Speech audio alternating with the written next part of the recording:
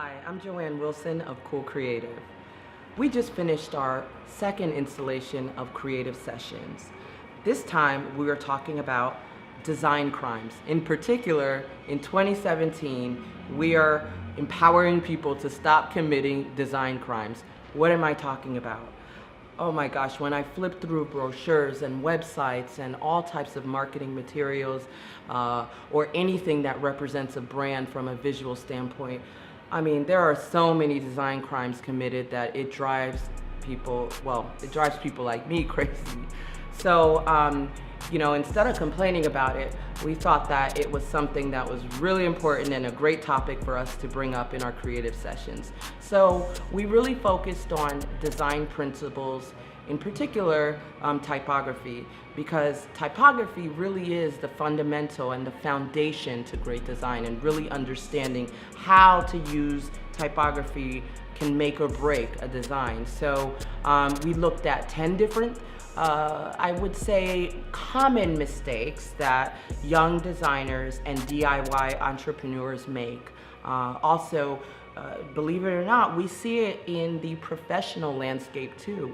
I think the difference between a lot of great and seasoned professional designers and the ones that, may have been self-taught, or ones that don't necessarily study design, are, these kinds of really detail-oriented typographical principles. So some of the top ones, and the ones that really stand out, are things like fonts. Oh my goodness, you've got too many fonts and you just need one. One of the things I try to instill in young designers and DIY entrepreneurs is to really be careful and be intentional about the fonts that you choose. What am I talking about? Am I saying that you can't work with more than one? Absolutely not. But if you're just starting out and you're kind of a novice in design, it usually helps just to start with one. And when you're choosing a font, it's really important to make sure that it is a complete family. What am I talking about? If you choose a font, usually it should come in a variety of weights and also styles. So I'm talking about light, thin, bold, medium, book, regular. Different fonts call it different things, but a well-designed font usually is designed in a family. And what that does is it allows you to craft your layout and craft your designs using a consistent look and feel, and you can emphasize certain things without having to necessarily add in another element that may kind of make your layout or your design really, really busy. So, that's just one thing. One major tip that you can take away is just try and choose the right font, and choose a font that has a full family. Another thing we talked about is consistency. Consistency is the cornerstone of strong branding. When you're an entrepreneur, you're trying to establish your brand, and the part of what you want to do is you want to be memorable. And one of the ways to help your brand be memorable is by being consistent in your visual language. So what am I talking about here? Color, image, or photography style, typography style, even the way that you design your pieces. It should all feel like it comes from the same place, and it should have a theme or a look and feel that matches or that complements what it is that you do as a company. And so, a great example could be, we talked about Target. Target has a very recognizable symbol, of course, that Target icon that they have. They've geniusly found ways to incorporate that Target in their visuals and in their imagery to where it has almost become a piece of art, or it is a piece of art. And every time you see that red Target, without ever even seeing the letters Target, you know that that is a Target ad, or it's a piece that came from Target. Why is that?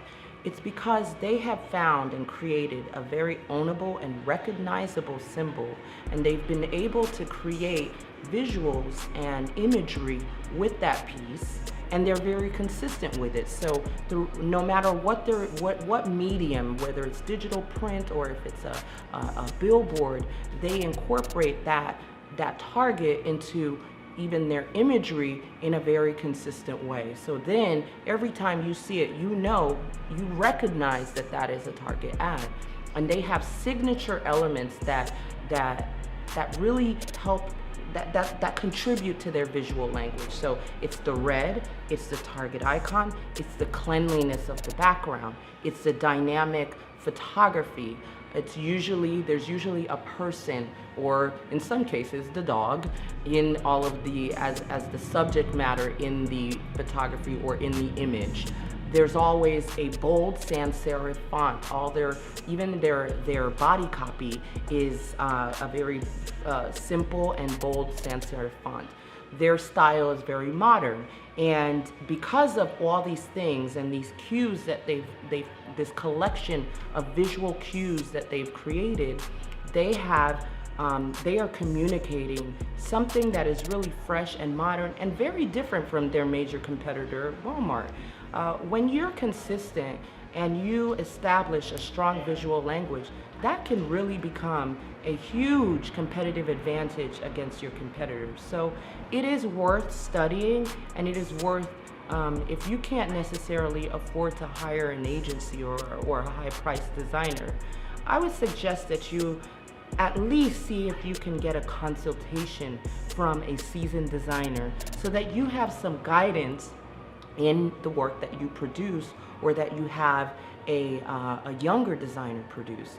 And young designers out there, it's really important that you study the principle of consistency in branding, because that is one of the most powerful ways for you to grow, and it's one of the most valuable ways for you to serve your clients. Our intention with the creative sessions is really to gather and get together with people that are in the creative industry and entrepreneurs that utilize and that need creative and design in order to bring their ideas to life and also help to express their brands to their customers.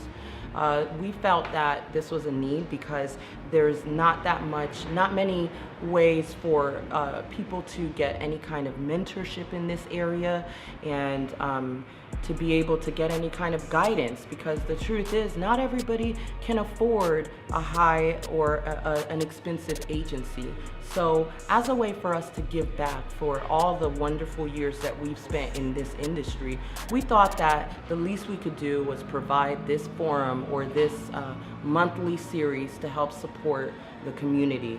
So we hope to see you at the next one. We'll be posting it on www.createoutoflove.com and on all of our social media handles. So please look out, please follow us, and send us your thoughts about what we're doing, because we love to hear back from you. We love to hear from our community, and the more that we know what you need, the more we can try and see how we can better serve you.